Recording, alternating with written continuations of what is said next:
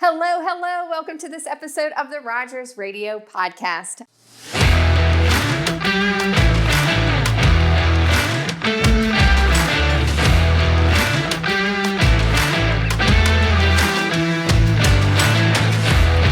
I am your host, Alyssa Rogers, and as you can see, it's just me today. It's been a while. I was just telling Kenny I haven't done one alone in quite some time now, and I'm excited to catch up with all of you, give you a real inside view about what's been going on here, and, I'm going to get personal today. Do you want to hear some personal stuff going on? If not, I'm going to do it anyway.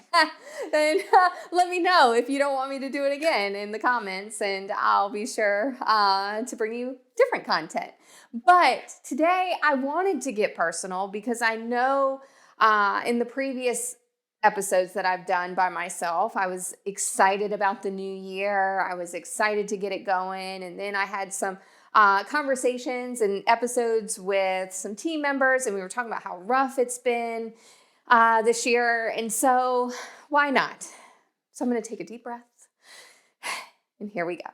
So the first quarter for me of this year, so we are almost 4 months in, past 4 months, almost in May, but I'm going to kind of think back to the first 3 months. January, February, and March were really transformative months for me in a way, but reflecting back, I feel like I took a lot of steps backward in the first quarter.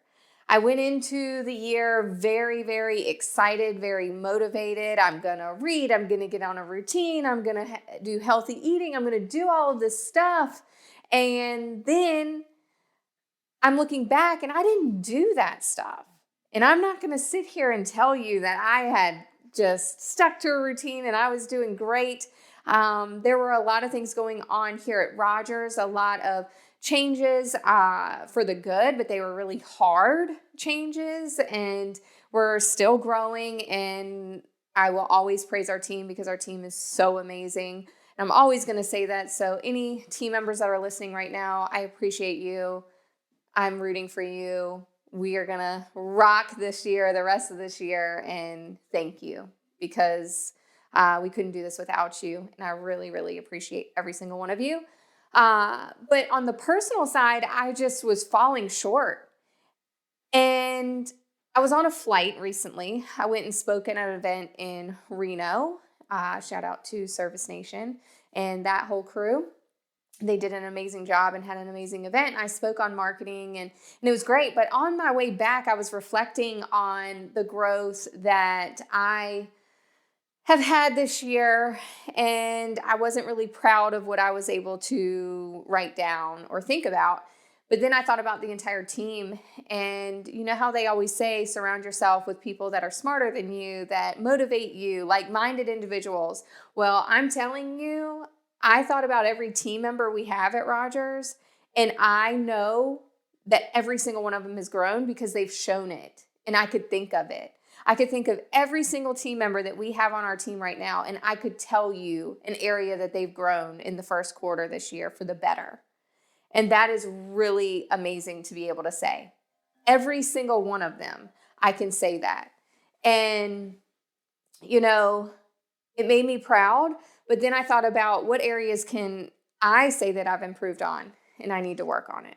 And so, not doing my best right now, not doing my best. And I'm really trying to figure it out. I actually started today. Today is day 1, so I have to stay committed.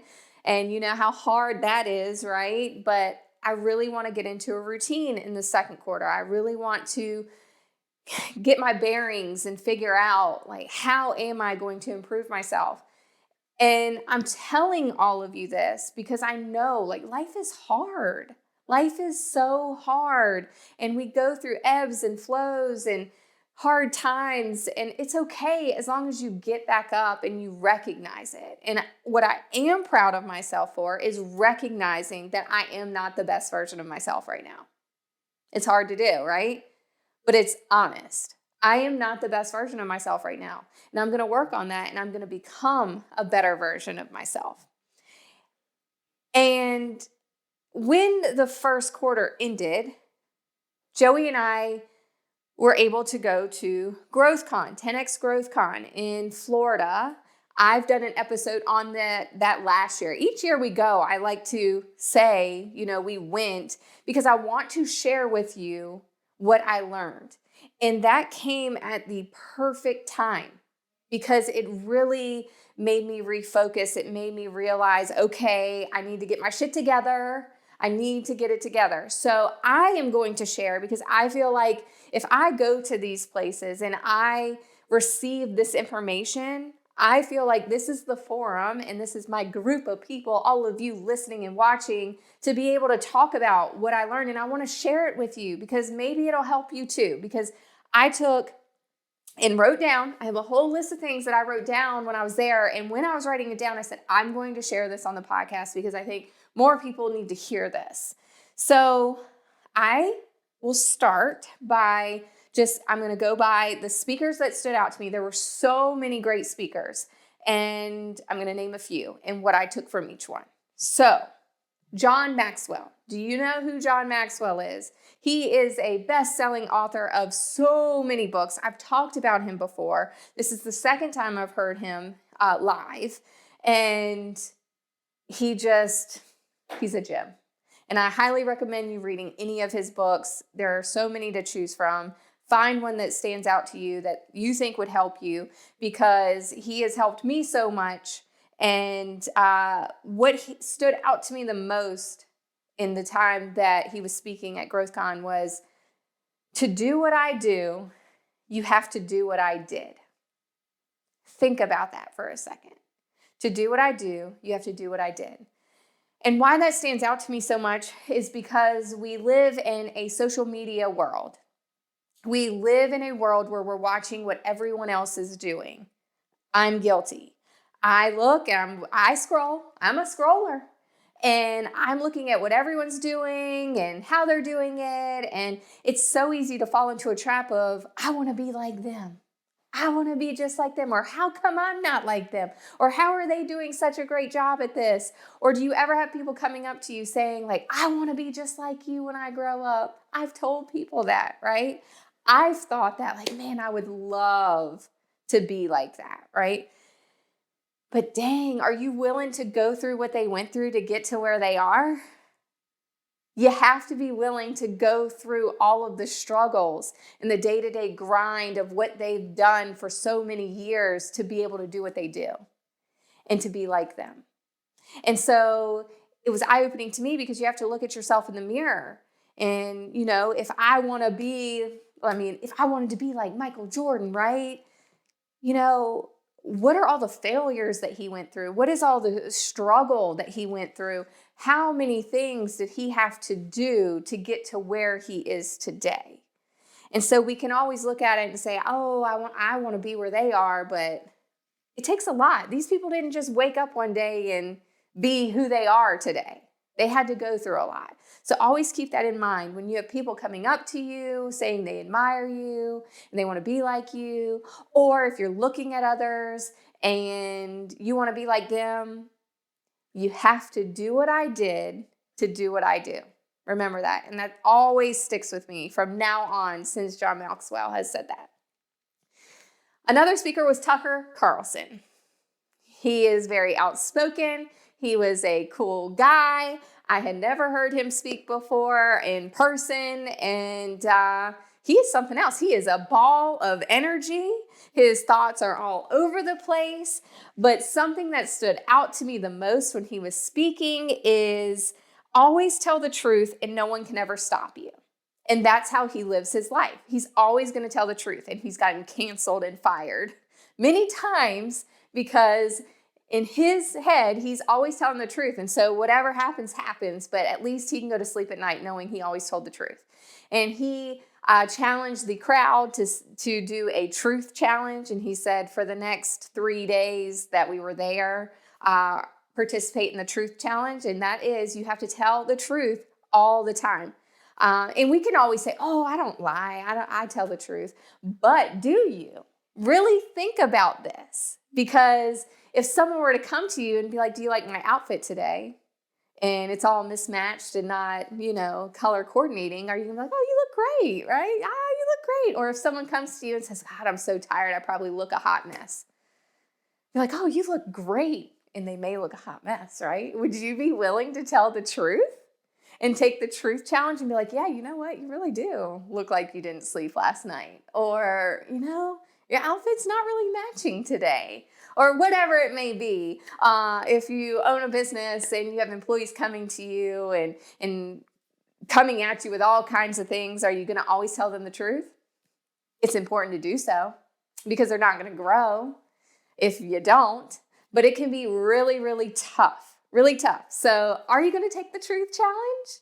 I challenge you, take the truth challenge and tell the truth. And then you go to sleep every night knowing that you don't have anything to hide. You don't have to cover anything up. You know that everyone knows how you feel. It can be tough. It can be tough. But that's what stood out to me with Tucker Carlson. You guys, Tyler Perry. Had the pleasure of seeing Tyler Perry. We all know Madea, and he stands out to me still because we went the first week of April. And so it's been a few weeks now since we've been, and he still stands out to me. He is such a force. I admire him so much. I didn't know a whole lot about Tyler Perry before he spoke. I know that he has all kinds of great movies, and I've seen many of them, but I did not know his story. And so something that stood out to me with Tyler Perry is Diary of a Mad Black Woman. He created that play. And do you know, he tried to sell that play for 7 years. 7 years he tried to sell that play, and he failed for 7 years. He said, I really think there's something here. And so he would do the play, and he would have the play, and no one would show up. And no one would show up. No one would show up. But he'd do it every single year. And he's like, one day. And he went in to the 7th year, and he asked his boss for a day off. I don't remember where he said he worked, but it was just some job to get him by. He was living in his car. He had no house. He had nothing because he believed in this so much. And he asked his boss if he could have time off to do this play, and he said fine, so he did. And then when he went into that show, he said, this is the last time I'm going to do this. Like this, I just don't know how much longer I can do this. And he said that there was a line wrapped around the building. And then look at where he is now. It took off. And he's a billionaire at this point. A billionaire. Tyler Perry is a billionaire. Pretty amazing. And it taught me just don't give up. And when you have a vision for something, and this really stood out to me too, because he said the vision has to be more important than the pain. He went through pain for 7 years. He was broke, had no money, but he had such a strong vision for this play and for Madea and that vision of what it could be, that he kept going and he kept picking himself up. And the failure didn't matter to him because it was building who he is and getting him to where he is today. And so never give up on that vision. And so many people, he said, would tell him, just give it up. Just give it up. Move on to something else. But he believed so strongly in that he wouldn't listen to anyone. And if he would have given up, we wouldn't be blessed with so many great films that he's done and produced and directed. And he's just really fascinating. I really encourage you, if you don't know a whole lot about him, look more into Tyler Perry because he has a story to tell, and it was really amazing. And just don't give up on your vision, and don't let others try to tell you that it's not worth it, because you know if it's worth it or not. And if you believe in it, it will come to fruition. You just have to give it time. And when the right moment comes, it'll be your right moment. And so the next person, Mike Tyson. Mike Tyson came on stage. We love Mike Tyson. He is something else. He believes in himself more than anyone could ever believe in a person.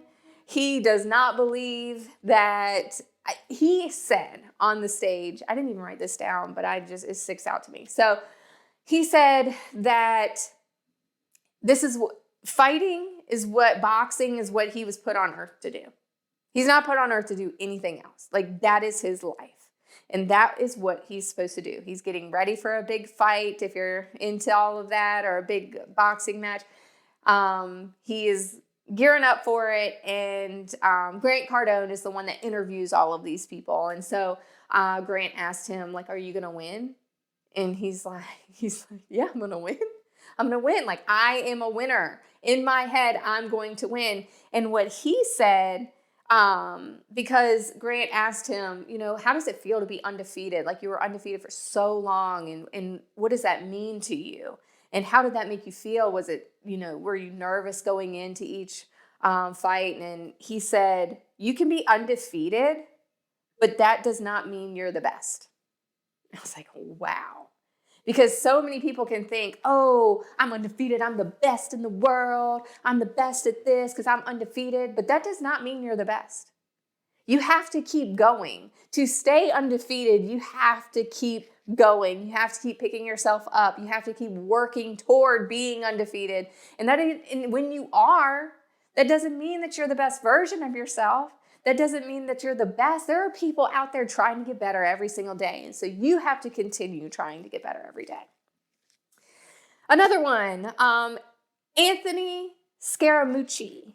Not someone that we often hear about, but he actually he's in politics. He worked for Trump for a little bit, and Trump actually fired him like a couple days in to his job there. And so he talked about what it felt like to be fired and how it seemed like the worst day ever. And something that stood out to me that he said is some people grow and other people swell. And so, it was asked, like, what did it feel like when, you were appointed to go work at the White House for Trump? And he said, when people get certain opportunities or they feel like they've made it or they've hit a goal, you can either grow from it and get better, or you see a lot of people swell, like their heads swell. They're like so living in it, like, I've made it, I'm the best. And then they stop growing. When you swell and your head gets big and your thoughts are you're the best and you start thinking like that, you're going to halt growth. You have to stay humble and you have to stay the course and know that you're going to be the best version of yourself and you want to continue to be. So that stood out to me there. And there were other speakers too. Peyton Manning was one of them, really fantastic guy. Arnold Schwarzenegger was one of them, another fantastic guy. But the one that stood out to me the most, and he's the last one I'm going to talk about because it was really powerful for me, is Tim Grover. Tim Grover. He was a coach for many NFL teams, or look him up. I don't know a whole lot. I haven't done a lot of research on him, but I did hear him speak years ago virtually, and then seeing him in person, it was very powerful. And so I wrote down a couple of things that he said, and I really want you to think about this and listen to what I'm saying because it's so true, and it really goes into everything else that I've talked about. So he said, the heaviest things you carry around are your feelings. The heaviest thing you carry around are your feelings. And it's so true. We have so many feelings throughout the day. And you ever walk through life and feel like, God, I just feel heavy. I feel heavy. There are a lot of times I walk around the halls here and I may say to Sabrina, like, how was your day? And she's like, it's just been a heavy day. And that's because we have a lot of feelings. And when we surround ourselves with a lot of people, some of us tend to take on their feelings too. And when you do that, it's heavy, right? And he said, every time your heart is broken, it opens your eyes. And every time they are opened, you delete something from your heart. And it stuck with me because we can carry a lot around. But if we continue to keep working on ourselves and we continue to keep striving for greatness, everything's going to be okay. And he had us put our hand on our heart and close our eyes and just really feel our heart beating. And he said, these heartbeats, like we only have so many heartbeats in our life, and we don't know how many of those heartbeats we have. And so in this moment that I'm talking to you, I've utilized heartbeats and it's not increasing, right? It's going to give out at some point. And so how are you spending those heartbeats? Are you spending those heartbeats doing what you love? Are you spending those heartbeats telling the truth?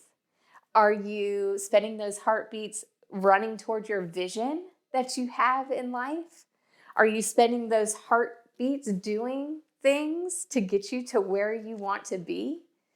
Because that's what we need to be doing.